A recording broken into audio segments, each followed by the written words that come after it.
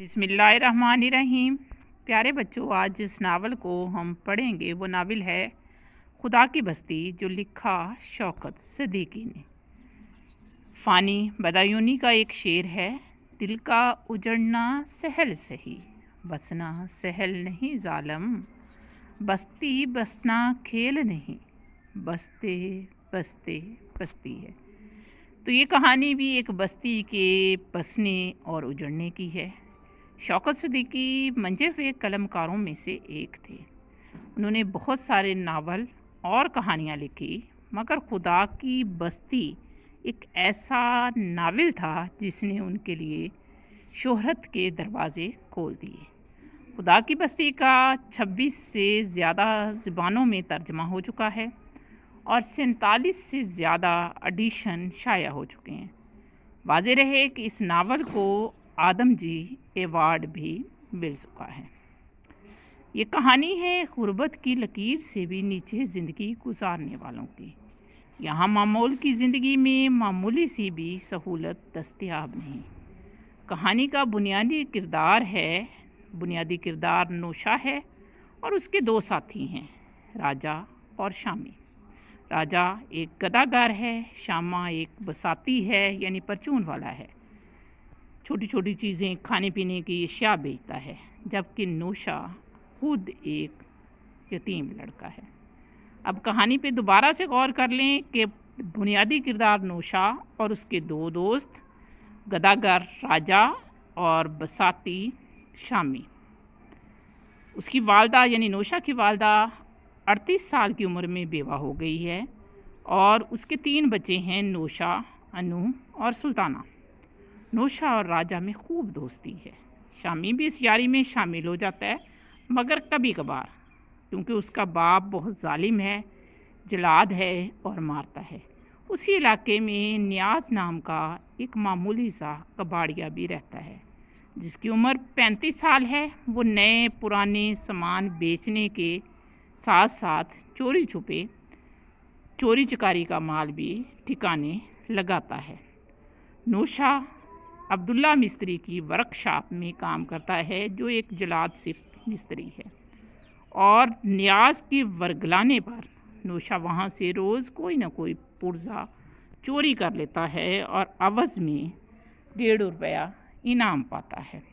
यानी नौशा को चोरी के काम पर उकसाने वाला है नियाज़। इन रुपयों को वो सिनेमा जाकर शहजादे की तरह तमाम रात राजा गदागर के साथ मिलकर फिल्में देखने में गुजारता और सुबह को घर का रुख करता है।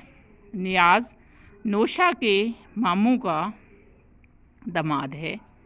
उसकी मामूजाद बहन तो कब की मर गई थी, मगर नियाज़ ने ताल्लुक़ ना तोड़ा। 10 रुपये माहाना के अवज़ पर उन्हें किराए का मकान दे रखा था, जिसका मुकम्मल किराया वो अदा ना कर पाते थे और कर्ज़ पे कर्ज़ चढ़ता रहा।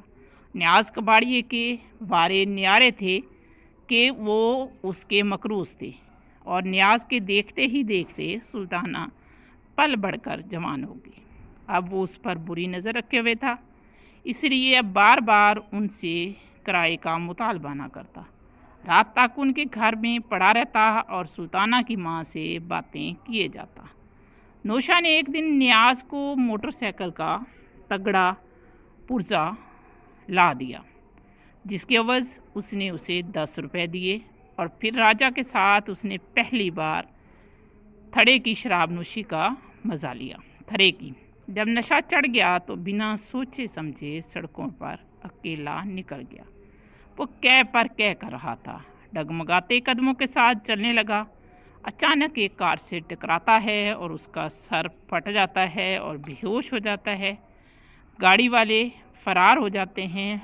सुलेमान नाम का एक लड़का उसे उठाता है और उसके घर छोड़ आता है। घर में जब वो सुल्ताना को देखता है तो उसका हुस्न देखकर दम बखुद रह जाता है। सुलेमान गांव का रहने वाला लड़का है। शहर आकर उसको पंख लग गए हैं। आम तुलबा की तरह वो ना था। चंद ही महीनों में वो बुराई के तमाम मराहिल तय कर लेता है। सुलेमान वही लड़का है जो नौशा को ज़ख्मी होने पर घर छोड़ के जाता है, और वो इतना चालाक और बुराई के इतने मराहिल तय कर लेता है कि जैसे एक 55 साला मर्द हो। लेकिन बुराई की भी एक हद होती है और उसके लिए पैसा चाहिए होता है। और सुलेमान को घर से मनी ऑर्डर की सूरत में पैसे मिलते थे। जब घर वालों को पता चला कि इसकी पढ़ाई में कारकर्दगी सिफर है तो घर से आमदनी आना भी बंद हो गई। अब उनके पास जितनी कीमती अशिया थी वो नियाज़ कबाड़िए को बेच चुका है। मज़ीद रकम ना थी कि उसको इस्तेमाल करता। अब वो मुफ्त खोरा भी नूशा के घर जाता, सुल्ताना से मिलता, अक्सर खाना वहीं खा लेता है।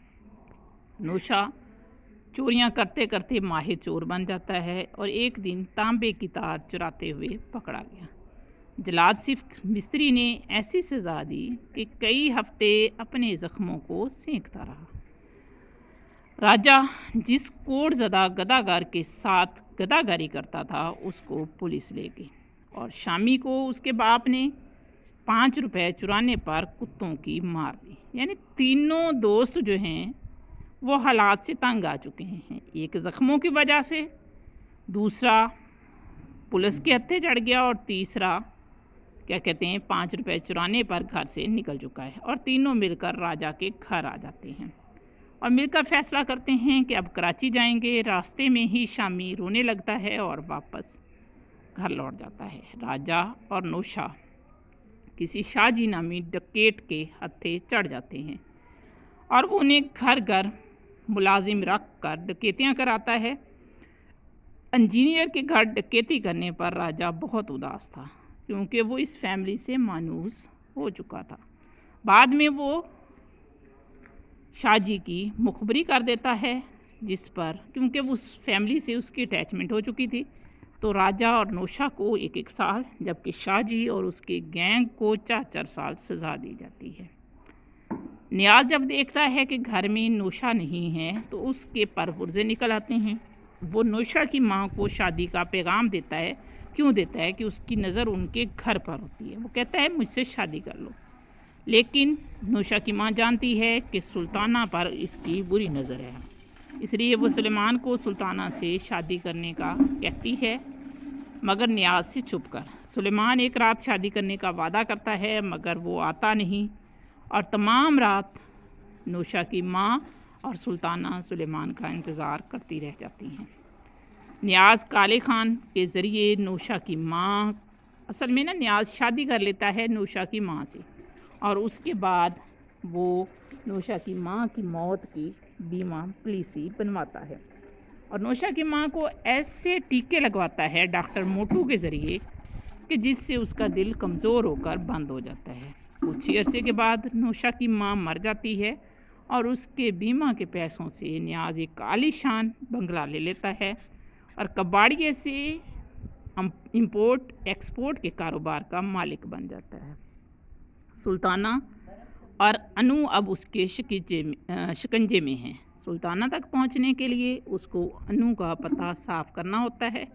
आए रोज़ अनु को मारता है ताकि वो घर से भाग जाए और एक दिन ऐसा ही होता है कि अनु भाग जाता है। अब वो सुल्ताना का इकलौता मालिक है। माँ वफात पा चुकी है। सुल्ताना से नियाज़ बिना शादी के ताल्लुकात बना लेता है। सुलेमान सुल्ताना की माँ की मौत से चंद दिन पहले मिलता है। वो इससे बेरुखी दिखाती है। सुल्तान उसे अपनी मजबूरियाँ बताता है कि किस तरह वो इन दिनों एक कंगले की हैसियत से ज़िंदगी गुजार रहा है और इसके पास रहने को भी जगह नहीं, खाने को रोटी भी नहीं। मगर सुल्ताना उससे कहती है अब दोबारा मत आना, नियाज़ मेरे अब्बू हैं, अब वो बहुत नाराज़ होंगे। सुलेमान नियाज़ का नाम सुनते ही दुम दबाकर भाग जाता है और सुलेमान के हालात वाक़ईतन बहुत ख़राब हो जाते हैं। इन्हीं दिनों उसकी मुलाकात एक हकीकत पसंद कारकुन प्रोफेसर अली अहमद से होती है जो उसे फलक पमा तंजीम का रुकन बनवा देते हैं। अब फलक पमा तंजीम के अरकान जो हैं वो स्काई लार्क कहलाते हैं और उनका काम क्या होता है कि खत्ते गुर्बत से नीचे रहने वाले लोगों की फलाह व बहबूद के लिए काम करना। सुलेमान अपनी पुरानी आदतें छोड़कर ज़ौक़ व शौक़ से इस काम में शामिल हो जाता है और बदले में रोटी, कपड़ा और मकान पाता है। फलक पैमा एक बहुत बड़ी तंजीम होती है और आसमान की बुलंदियों को छू रही होती है कि अचानक उन्हें सियासत में हिस्सा लेना पड़ता है, जिससे फलक पैमा को नुकसान पहुंचता है और फलक पैमा ज़मीन बोश हो जाती है। सफदर बशीर के पास बहुत कम वसाइल और अरकान के साथ अली अहमद दोबारा फलक पैमा को अपने पैरों पर खड़ा करते हैं। सुलेमान अपने गांव चला जाता है और किसी पाकीज़ा अमीरजादी से शादी कर लेता है। उसके ससुराली कराची में बहुत असर रसूख रखते होते हैं। रसूख इसलिए उसे आला पोस्ट पर नौकरी दिला देते हैं। वो काफ़ी खुशबाश होता है कि अपने एक बॉस से उसके दरीना तल्लुकात हो जाते हैं। उस बॉस ने पहले पहल उसकी पाकीज़ा बीवी से चोरी छुपे, बाद में खुल्लम खुला तल्लुकात बना लिए। पहले तो वो बेगैरत बनकर देखता रहा, फिर दोनों पर लानत भेजकर दोबारा फलक पैमा में वापस आ जाता है। जेल में उधर राजा और नौशा ज़्यादा अरसा साथ साथ नहीं रह पाते और जुदा हो जाते हैं और नौशा की दोस्ती पोकर नामी लड़के से होती है जो कि बदमाशों का सरगना है। दोनों एक ही दिन में जेल से रिहा होते हैं। पोकर इसे अपने उस्ताद पैदरो से मिलाता है जो कि चोरी चकारी और राहगीरों की जेब कुतरना सिखाता है। जल्द ही नौशा इस काम में माहिर हो जाता है, मगर मसला ये था कि जिस कदर भी लूट ले आते हैं, इसमें से एक मखसूस हिस्सा उस्ताद पैदरो को देना पड़ता है। नौशा ये काम बहुत करता है, मगर वो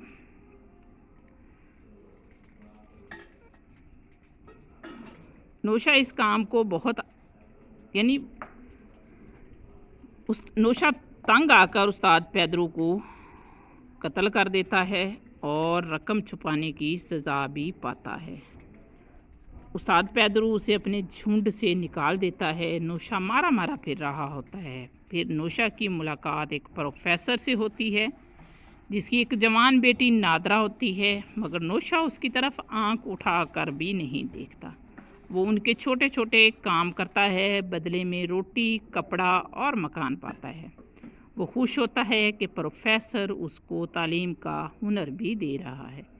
ऐसे में इसकी मुलाकात राजा से होती है जो जेल से एक ऐसी बीमारी लेकर निकलता है कि उसका पाँव गल सड़ रहा होता है और वो भीख मांग कर गुजारा करता है।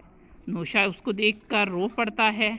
एक रात नादरा नौशा को अपनी तरफ माइल करने की कोशिश करती है। प्रोफेसर देख लेता है और नौशा को घर से निकाल देता है। नौशा राजा के पास आ जाता है जो सड़क पर एक खारिश ज़दा कुत्ते के साथ पड़ा होता है। वो उसको कहता है आओ वापस घर चलें, मगर राजा रो कर कहता है ये चाकू रख ले। नौशा मगर मैं अब चाकू नहीं रखता।